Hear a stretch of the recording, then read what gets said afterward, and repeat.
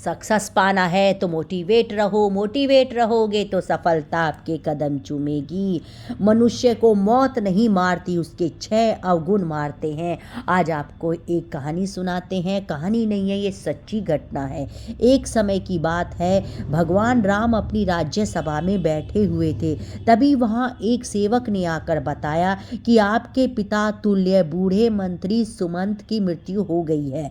उनकी पत्नी सती होने के लिए आपकी आज्ञा चाहती है। भगवान राम यह सुनकर तुरंत सुमंत के घर पहुंचे और वहां पर जाकर उन्हें सुमंत की जन्म कुंडली मंगवा कर देखी तो पता चला कि सुमंत की आयु तो 9,999 वर्ष और 11 महीने की थी, जिसमें से सारी आयु तो बीत चुकी थी, केवल 9 दिन शेष बचे हुए थे।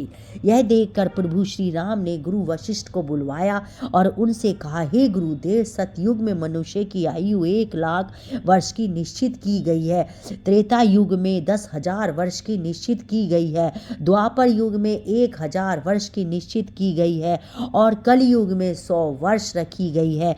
फिर भी यमराज ने मेरे राज्य में मेरा अपमान करके इस नियम का उल्लंघन किया है। मेरे मंत्री की आयु भी पूरी नहीं हुई है और पूरी होने में अभी 9 दिन बाकी है, तो उन्हें यमराज यहाँ से क्यों ले गए? मैं भी यमराज को बांध कर ले आऊँगा और सुमंत को जीवित करवाऊँगा। इतना कहकर प्रभु श्री राम गरुड़ पर बैठकर यमराज की नगरी चल दिए।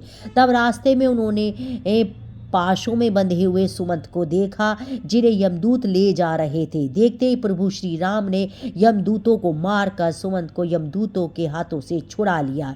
यह देखकर यमदूतों ने विनय पूर्वक कहा, हे राजा राम, हमने आपका क्या बिगाड़ा है जिसके लिए आपने हमें ऐसा दंड दिया? प्रभु श्री राम कहने लगे, यमदूतों, अभी इसके जीवन में 9 दिन शेष बचे हुए हैं और तुम इन्हें पहले ही क्यों ले जा रहे हो? जब इनके दिन पूरे हो जाएंगे तब आकर तुम इन्हें ले जाना, तब मैं कुछ नहीं कहूँगा। इस प्रकार प्रभु श्री राम की बात सुनकर यमदूत कहने लगे कि हे राजा राम, इसका जन्म एक अजीब तरह से हुआ था। पहले दिन इसकी माँ की कोख से दोनों हाथ और मुख बाहर आए थे और धीरे धीरे उनके पूरे शरीर को बाहर आने में पूरे 9 दिन लग गए थे। शुभ मंत्रों से पंडित ने इनकी रक्षा की थी, इसलिए इनका नाम सुमंत पड़ा। प्रभु, आप जो इनके 9 दिन बाकी बता रहे हैं वे संदिग्ध है, इसलिए हमारा कोई दोष नहीं है। आप इन्हें व्यर्थ ही हमसे छीन रहे हो और हमको व्यर्थ में मारा है। इस तरह यमदूतों की बात सुनकर प्रभु श्री राम ने कहा, यमदूतों, जिस दिन माता के गर्भ में इनका अच्छी तरह जन्म हुआ वही जन्म का दिन माना जाएगा। जिस दिन इनका जन्म का उत्सव मनाया गया है वास्तव में वही जन्मदिन होता है। अभी इसके 9 दिन बाकी हैं, तुम लोग जाओ और 10वें दिन आकर इन्हें ले जाना, तब मैं तुम लोगों को नहीं रोकूंगा। इस तरह यमदूतों को फटकार कर प्रभु श्री राम ने भगा दिया।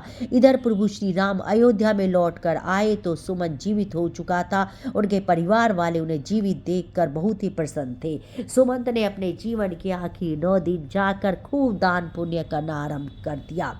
उधर वे यमदूत दुखी होकर यमराज के पास लौट गए और कहने लगे, यमराज, रास्ते में प्रभु श्री राम ने हमें मारकर सुमंत को छुड़ा लिया, क्योंकि उनके जीवन के 9 दिन बाकी रह गए थे। वह 9 दिन पूरे होने में प्रभु श्री राम ने उन्हें आने देंगे। इस प्रकार यमदूतों के मुख से उनकी पराजय की बात सुनकर यमराज क्रोध से लाल पीले हो गए और उन्होंने प्रभु श्री राम पर आक्रमण करने के लिए इंद्रदेव, अग्निदेव, वायुदेव और जिस देवता से भी सहायता मांगी सबने एक ही बात कही थी कि हे यमराज, क्या तुम पागल तो नहीं हो गए हो जो विष्णु भगवान के साथ युद्ध करना चाहते हो? चुपचाप यहाँ से अपनी यमपुरी लौट जाओ। प्रभु श्री राम का तुम क्या कर लोगे? जब सबने यमराज की सहायता करने के लिए मना कर दिया तो यमराज ने अपनी ही सेना लेकर प्रभु श्री राम के साथ युद्ध करने का अयोध्या को चल पड़े। वहां पर पहुंचकर चारों ओर से अयोध्या नगरी को घेर लिया। यमराज के द्वारा अयोध्या नगरी को घेरा हुआ देखकर प्रभु श्री राम ने लव को यमराज से युद्ध करने के लिए भेजा। प्रभु श्री राम के छोटे पुत्र लव और यमराज के बीच भयंकर युद्ध होने लगा। लव के बाणों से यमराज के सभी योद्धा क्षण मात्र में ही धराशायी हो गए। उन सब की हालत देखकर यमराज और भी ज्यादा क्रोधित हो उठे। अंत में यमराज ने लव पर अपना यमदंड छोड़ दिया। यमदंड को देखकर लव ने यमराज पर ब्रह्मास्त्र छोड़ दिया, जिसे देखकर यमदंड वापस लौट गया और लव के द्वारा छोड़ा हुआ ब्रह्मास्त्र यमराज के पीछे पड़ गया।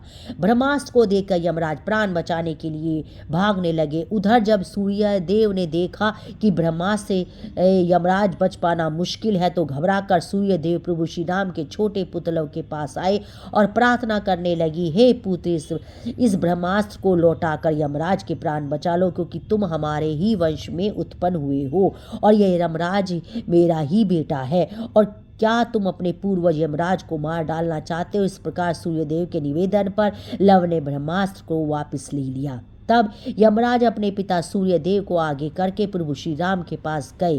प्रभु श्री राम ने सूर्य देव का पूजन किया और यमराज ने प्रभु श्री राम से क्षमा मांगी।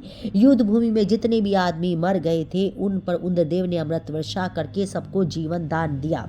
इसके बाद प्रभु श्री राम ने यमराज से कहा कि जब तक मैं अयोध्या नगरी पर शासन करूंगा, तब तक तुम उन्हीं मनुष्य को अपने लोक में ले जा सकते हो जिनकी आयु पूर्ण हो चुकी है। उसी दिन से प्रभु श्री राम ने पूरी पृथ्वी पर यह घोषणा करवा दी कि आज के बाद कोई मनुष्य अपने नित्य कर्म को ना छोड़े, ब्राह्मण का कोई अपमान ना करे, किसी के साथ द्वेष भाव ना रखे, कोई किसी के धन को ना चुराए, और अगर धन चुराएगा तो उसे दंड मिलेगा। दुराचारियों को कड़ा दंड दिया जाएगा। धर्म कर्म सदा होते रहें। यदि किसी की अकाल मृत्यु हो तो तुरंत हमारे पास लेकर आएं और उसे तुरंत जीवित किया जाएगा। यमराज को प्रभु श्री राम ने यह सख्त निर्देश दिया कि हमारे राज्य में कभी भी किसी की अकाल मृत्यु नहीं होनी चाहिए। तब यमराज ने कहा कि हे प्रभु, मैं तो वैसे भी किसी को नहीं मारता, सब अपने कर्मों से ही जन्म और मृत्यु पाते हैं।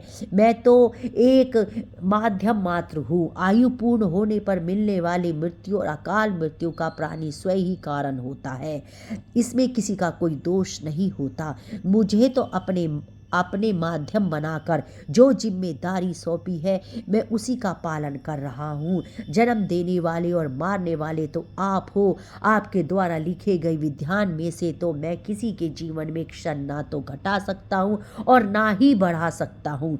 यह तो आपके हाथ में है भगवान। आप चाहो तो मृत्यु का समय पूरा होने के बाद भी प्राणी को आयु प्रदान कर सकते हो। आप चाहे तो उसे समय से पहले भी मृत्यु प्रदान कर सकते हो।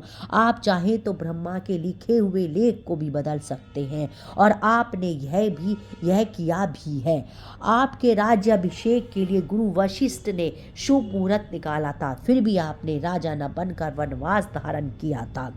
सब कुछ आपकी इच्छा के अनुरूप ही होता है। सुख दुख, जीवन मरण, लाभ हानि मनुष्यों के स्वयं कर्मों के लिए उपज होती है। यह 6 अवगुण मनुष्य की आयु को कम करती है। अभिमान, व्यर्थ का बोलना, त्याग, हीनता, क्रोध, उदर पूर्ति, दोष से विद्रोह, यह 6 अवगुण तीखी कटार है जो मनुष्य की आयु को घटाती रहती है। वही अवगुण मनुष्य का वध करती है। रावण, कंस, हिरण्यकश्यप, इन्हें मृत्यु ने नहीं मारा, इन्हें मारा था उनके अभिमान ने। शिशुपाल, दुर्योधन, शकुनी, कर्ण को मृत्यु ने नहीं मारा, इन्हें मारा था इनके बड़ बोलेपन ने।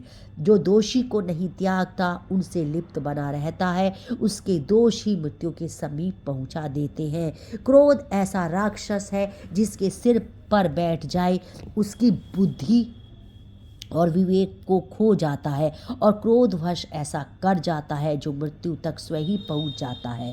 मनुष्य खाने के मामले में भी कभी कभी वह इतना गिर जाता है कि अच्छा बुरा कुछ नहीं देखता। खाने योग्य वस्तु है उसे भी और ना खाने योग्य वस्तु से भी खा जाता है। तरह तरह के जहरीले पदार्थों का सेवन करने से अपनी आयु को कम कर लेता है। इसमें मृत्यु का क्या दोष है? दोष के साथ जो बुरा बर्ताव करता है वह भी मौत से नहीं, अपने कर्मों द्वारा ही मृत्यु को पाता है।